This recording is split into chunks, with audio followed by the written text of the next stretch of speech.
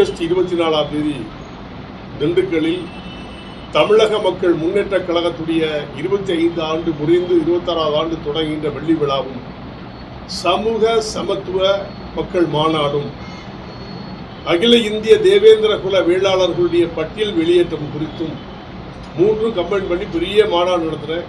அதுக்கு எல்லா மக்களையும் சந்திச்சுட்டு இருக்கேன். தமிழ்நாடு முழுவதும் சுற்றுப்பயணம் செய்து இன்றையோடு தேனியோடு நிறைவுரை செய்து மாநாட்டில் செல்வதற்கு மக்களை அழைச்சிருக்கேன். இதுதான் இந்த பகுதிக்கு வந்த நோக்கம். வேற ஏதாவது கேள்வி கேட்கலாம் கேட்கலாம். தேசிய ஜனநாயக கூட்டணியில் இருக்கேன். அதில் வந்து இப்போ ஓபிஎஸ் அவர்கள் இருக்கிறாங்க. ஓபிஎஸ் வந்து கூட்டணி விட்டு விளையாடுறாங்க.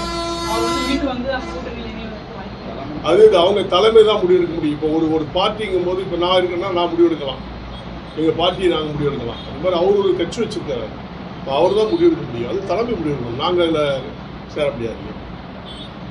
அதான் உண்மை. ஜாதிவாரி கணக்கெடுப்பு நடத்தப்படும் சொல்லி முறை வந்து கோரிக்கை அரசுக்கு தற்போது வந்து மத்திய மாநில அரசு வந்து அதுக்கான எந்த ஒரு நடவடிக்கையுமே மத்திய அரசு வந்து தெளிவாக சொல்லிட்டாங்க. ஜாதிவாரி கணக்கு எடுத்து நடத்தலாம்னு சொல்லி சொல்லிட்டாங்க. மாநில அரசு நடத்தலை. ஏன் தயங்குறாங்கன்னு சொல்லி முதலமைச்சர் தான் நீங்கள் கேள்வி கேட்கணும். மத்திய அரசு பெர்மிஷன் கொடுத்தாங்க, நீங்கள் ஜாதிவாரி கணக்கு நடத்தலாம்னு சொல்லி. மாநில அரசு நடத்தலை. ஏன் தயங்குறாங்கிறது முதலமைச்சர் தான் அதுக்கு பதில் சொல்லணும். பட்டியலின வெளியேற்றத்தை பற்றி நீங்கள் பலமுறை வந்து சொல்லியிருக்கீங்க. இப்போ வந்து மத்திய அரசுக்கு வந்து அழுத்தம் கொடுத்துட்டு இருக்கீங்க. ஆமாம், போன முறை வந்து கூட்டணி வைக்கும்போது பட்டியலின வெளியேற்றம் பண்ணித்தான் நீங்கள் கூட்டணி நீடிச்சுட்டு இருக்கீங்க. மறுபடியும் அழுத்தம் கொடுப்பீங்களா?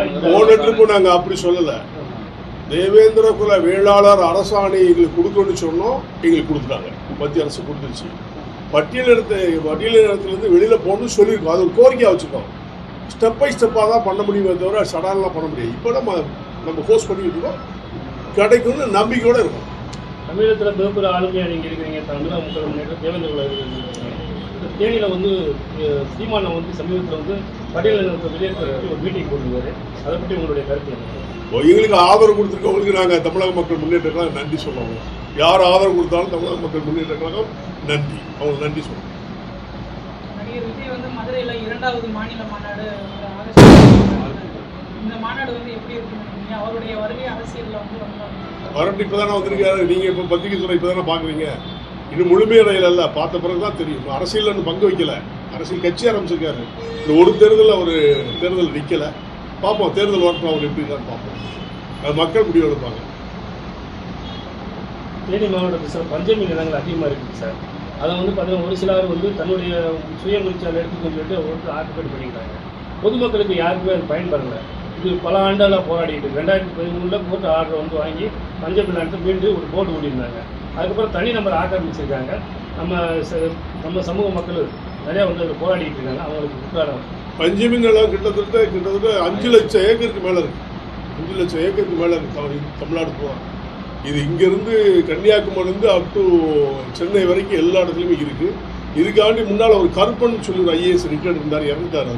அவர் தான் தலைமையில் ரொம்ப இந்த பஞ்சமி நிலத்தை மீட்டு சொல்லி போராட்டம் நடத்தினார். அதெல்லாம் நான் பங்கெடுத்தேன். இன்னைக்கு பஞ்சமி நிலத்தை வந்து யார் ஆக்கிரமிப்பு செய்தாலும் இந்த அரசு ஏன் பார்த்துக்கிட்டு இருக்கு? இது அரசு தானே பார்த்து அதை சரி பண்ணணும். யார் நீங்கள் இருந்தாலும் நானாக இருந்தாலும் அதை எடுக்க முடியாது இல்லையா? பஞ்சமி நிலத்தை யார் இந்த மக்களுக்கு கொடுக்கணும்னு சொல்லி முடிவெடுக்கிறது அரசு. இந்த அரசு மௌனம் சாய்ப்பு நோக்கம் என்னன்னு தெரியல.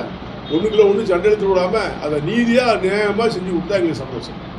பிளே ஸ்டோர் மற்றும் ஆப் ஸ்டோரில் இருந்து பாலிமர் செயலியை QR கோடு மூலம் பதிவிறக்கம் செய்யுங்கள். செய்திகளை உடனுக்குடன் பெறுங்கள்.